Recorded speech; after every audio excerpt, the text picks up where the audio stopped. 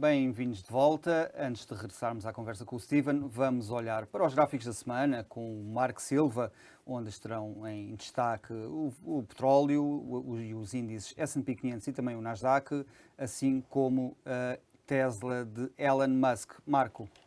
Obrigado, André. A semana passada foi basicamente consolidação depois da forte subida da semana anterior, um rebound técnico que poderá continuar esta semana ou não, vamos ver.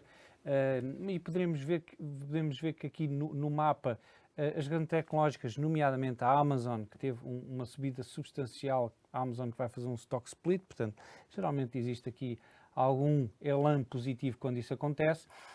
Mas temos aqui alguns setores em destaque, nomeadamente a saúde, que teve claramente em contraciclo, com desvalorizações interessantes, e também as empresas defensivas, Coca-Cola, Pepsi, que tinham subido aqui há umas semanas e tinham estado a subir. A semana passada tiveram uma correção, o que é normal, quando o risco aparece em cima da mesa, as defensivas saem, como estas empresas. Em relação ao resto do mundo, um panorama misto, nada de extraordinário, inclusive com destaque aqui no Brasil para a Petrobras, que desvalorizou enquanto a Vale, a mineira, subiu. Em relação aos gráficos, podemos ver aqui o euro-dólar claramente aqui numa zona de resistência, aqui na média móvel dos 50 períodos, ou neste caso das 50 semanas, a tocar nesta média móvel, uma zona de resistência clara, mas tem ainda esta linha laranja que está perto dos 1.10 como a resistência principal para subidas. Vamos ver como é que irá reagir o euro-dólar à reunião do BCE, se houver aqui uma medida mais hawkish, portanto, dos falcões, alguma pressão superior, o euro-dólar poderá vir bater aqui nos 1.10. Em relação ao S&P 500, continua aqui, portanto, a semana passada foi de consolidação, não houve aqui grandes movimentos, tem aqui a linha verde, resistência nos 4.250 pontos, o que é muito expectável que possa vir a testar esse valor. E aqui o Nasdaq, este é barras diárias, portanto, está aqui a fazer, fez aqui um duplo fundo, portanto, e o rebound técnico da semana anterior, portanto, há 2 semanas, agora está aqui a namorar estas duas linhas de médias móveis, portanto, dos 50 dias e dos 100 dias. Portanto, vamos ver se atinge aqui a média móvel dos 200 dias, que é bastante mais forte e que está nos 13.400 pontos. Aliás, exatamente, 13.400 pontos, que é uma zona de resistência. Isto porque, se nós formos ver naquele gráfico que eu já trouxe aqui, semanal, podemos ver que esta linha superior verde está nos 13.500 pontos. Aqui vai ser uma zona provavelmente de forte resistência a mais subidas. Portanto, existe aqui cerca de 600 a 700 pontos para o Nasdaq subir do valor em que está. Depois o Brent que tem aqui uma resistência nos 123 dólares, pode ainda vir aqui testar. Esta é uma linha de tendência que tem aguentado desde fevereiro, portanto, desde o início da invasão da Ucrânia, e não tem quebrado em alta, não tem quebrado para cima desde pelo menos finais de abril. Este é uma zona muito importante. Caso consiga quebrar em alta, então iremos quase certeza testar os 140 dólares por barril, que é aqui os máximos atingidos em março, na semana de 7 de março. Por fim, a Tesla, que tem sofrido aqui alguma pressão vendedora com a retórica de Elon Musk e tudo o que tem a ver também com o Twitter, só para dar conta aqui de alguns indícios que poderemos antecipar nos gráficos de que o ativo não está assim tão forte. Podemos ver que em 2020 testou aqui as médias móveis e claramente não quebrou abaixo da de 100. A de 100 é aquela mediana, que tem a força mediana.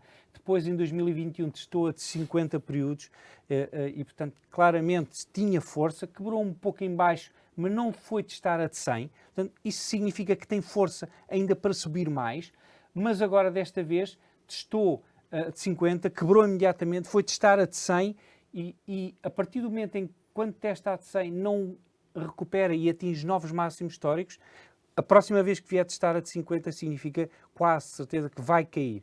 E agora está muito perto de estar a dos 200 períodos, que é provavelmente onde terá o maior suporte.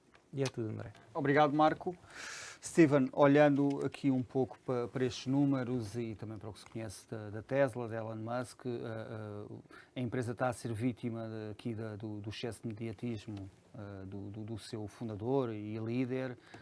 Fala-se em despedimentos, já não se fala. O que é que podemos esperar nos próximos meses? É assim, o Elon Musk é sempre um CEO muito interventivo, não é? Portanto, às vezes até em excesso, não é? Às vezes também diz coisas que não são muito favoráveis à empresa, que acabam por criar algum ruído.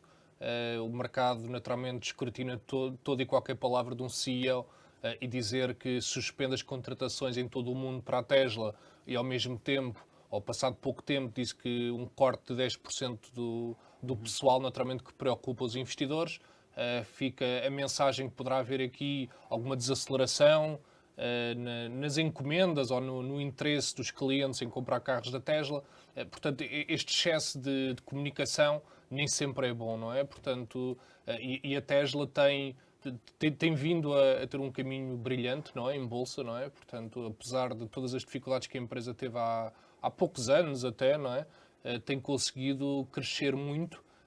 Acho que o Elon Musk às vezes deveria moderar um bocadinho o discurso, naturalmente sente-se muito confortável com o volume de negócios e o produto que tem na Tesla, porque outras empresas, por exemplo, ele não os coloca em bolsa com medo da pressão dos investidores. É o caso da SpaceX, a Twitter, caso consiga comprar, vai retirar de bolsa precisamente por este motivo. Portanto, ele não quer a pressão trimestral de prestar contas aos acionistas. Steven, não achas que era lógico até redução de pessoal, não eventualmente pela falta de clientes, mas pela falta de material? Porque nós sabemos que a indústria automóvel está toda a sofrer por falta de componentes eletrónicos, que dizem poderá acalmar para o ano que vem, mas o que é certo é que falta e, portanto, era normal, porque os trabalhadores não podem estar a trabalhar no seco. Portanto, se não têm componentes, especialmente para um carro altamente tecnológico como um Tesla, até pode ser considerado algo normal, não?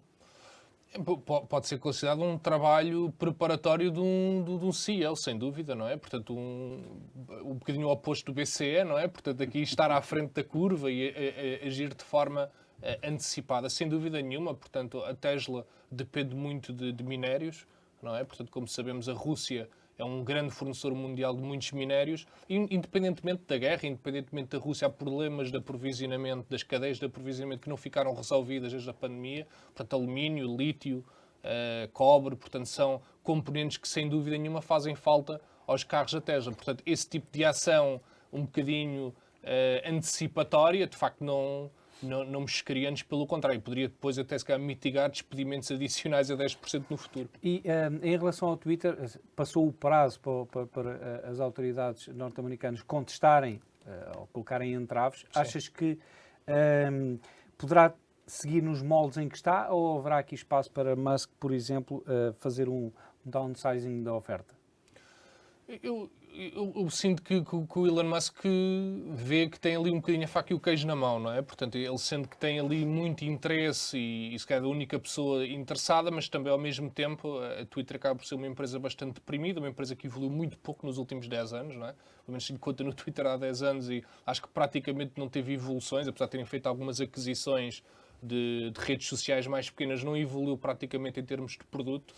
Portanto, ele tem uma visão, não é, para tornar o Twitter relevante, reinventar completamente o Twitter, eventualmente aproximá-lo do WeChat na China, não é, que é tudo, não é, micropagamentos, é chat, é tudo e mais, é e-commerce, muito voltar às origens dele na X.com, que depois foi adquirida pela PayPal, que hoje em dia é uma empresa conhecidíssima de pagamentos digitais. Portanto, ele tem uma visão para tornar o Twitter relevante, sabe como executar essa visão e depois não há assim outras empresas ou outros investidores interessados em pegar no projeto. Portanto, acho que sim, acho que há margem para ele eventualmente deixar cair um bocadinho o preço e comprá-lo onde quer. E não achas que, eu acho que este é um tema que nós deveríamos colocar sempre em cima da mesa e divulgá-lo, que um dos pontos mais importantes do mercado de capitais é exatamente a pressão que coloca sobre empresas mal geridas e que ficam para trás e que depois são adquiridas e depois reinventadas, como o que Musk está a tentar fazer, ao passo que se a empresa não estiver cotada em bolsa, é uma empresa que provavelmente irá estagnar e morrer. E o mercado de capitais tem esta tendência, as empresas que não são boas, não são bem geridas, acabam sempre por ser adquiridas de uma forma ou de outra e reinventadas, o que é excelente em termos de maior valor.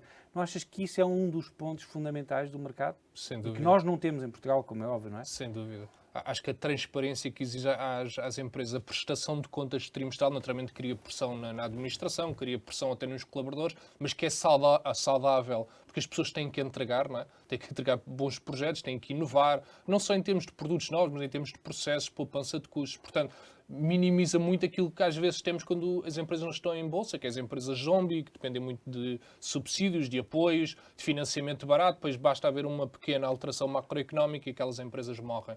Portanto, acho que é, sem dúvida, um mecanismo muito democrático, muito transparente e que traz imensos benefícios às empresas. E que nos Estados Unidos é um dado adquirido, não é? Portanto, as empresas estarem em bolsa é um sinal de que são auditadas, são controladas e há escrutínio. Por exemplo, a Corticera Amorim é uma fornecedora da NASA. Eles disseram, há um tempo atrás, que um dos critérios para a NASA contratar os serviços, os produtos da Corticera Amorim era o facto de estar cotada em bolsa. Portanto, se talvez não o fosse, a Corticera Amorim não tinha hipótese nenhuma de ter um cliente tão grande e tão exigente como a NASA. Portanto, acho que isto é só um dos benefícios que existem, novamente, e estamos aqui todos de acordo. Quanto mais incentivos e abertura de capital existir na Bolsa por parte das empresas, melhor para todos, enquanto sociedade. Steven, obrigado. Vamos agora para outro breve intervalo e regressamos já.